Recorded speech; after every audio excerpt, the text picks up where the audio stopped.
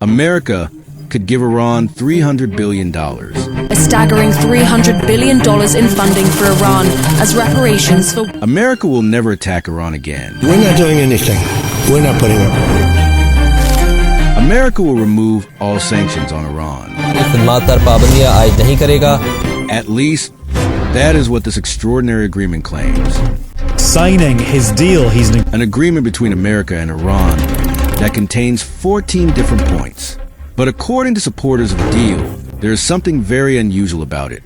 Out of all 14 points, only one appears to benefit America directly, while the rest are seen as victories for Iran.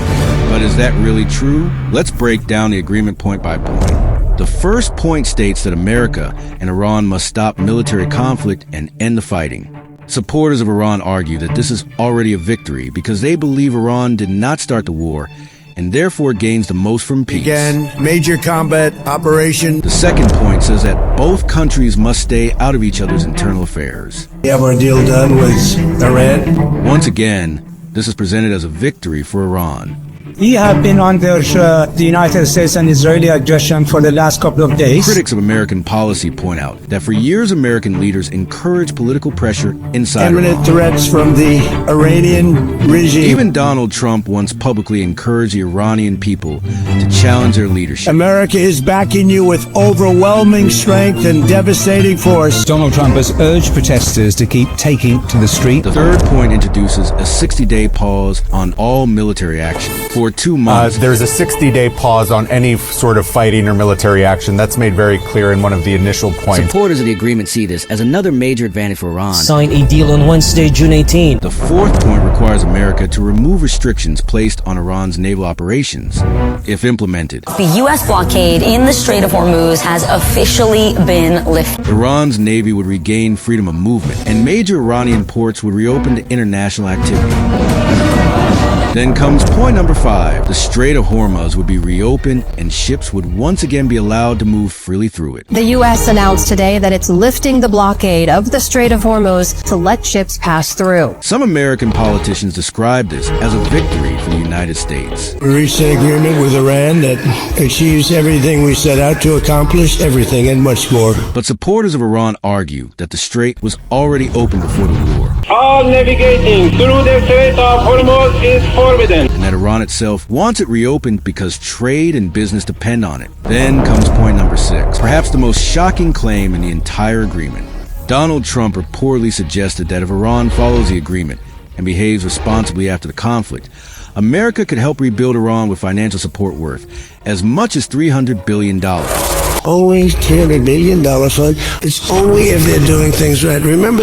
Supporters compare the idea to what happened after World War II.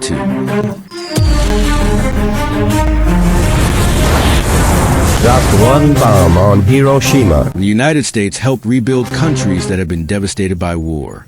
If such financial assistance ever became reality, the United States supplied help in tangible form, as well as political and economic guidance. Many believe it would represent one of the biggest victories in modern Iranian history. Point number 7 may be even more important. Iran sits on enormous energy reserves. Roughly 12% of the world's oil reserves and around 16% of the world's natural gas reserves. Supporters of the agreement argue that Iran's biggest obstacle is not resources, but sanctions. Powerful sanctions will go into full effect. They claim that if American sanctions disappear, Iran could freely trade with the world and potentially become one of the wealthiest nations in the Middle East, rivaling countries such as Qatar and Saudi Arabia. Point number 8 focuses on nuclear weapons. This is considered the one major point that benefit America. Under the agreement, Iran would commit to never developing an atomic bomb. However, supporters of Iran argue that the country has already maintained this position for many years. They point to statements from Supreme Leader Ali Khamenei declaring that nuclear weapons are forbidden and should never be developed. Point number 9 deals with Iran's nuclear facilities. Until final nuclear arrangement is reached, Iran would continue operating its nuclear plants. The discussion centers around uranium enrichment and centrifuges. These machines spin uranium at extremely high speeds. Low levels of enrichment can be used for civilian purposes, while very high levels can potentially be used for nuclear weapons. According to the story, Iran currently enriches uranium to levels far below weapons grade, but significantly above normal civilian levels, making this one of the most controversial issues in international politics. Point number 10 states that America will not launch another attack on Iran. Point number 11 says that frozen Iranian assets will be released. Reports cited in the story claim that as much as $100 billion currently blocked by sanctions could become available again. Point number 12 calls for official representatives from both countries to sign and formalize the agreement. Point number 13 concerns the future implementation and continuation of the deal. And then comes a final point.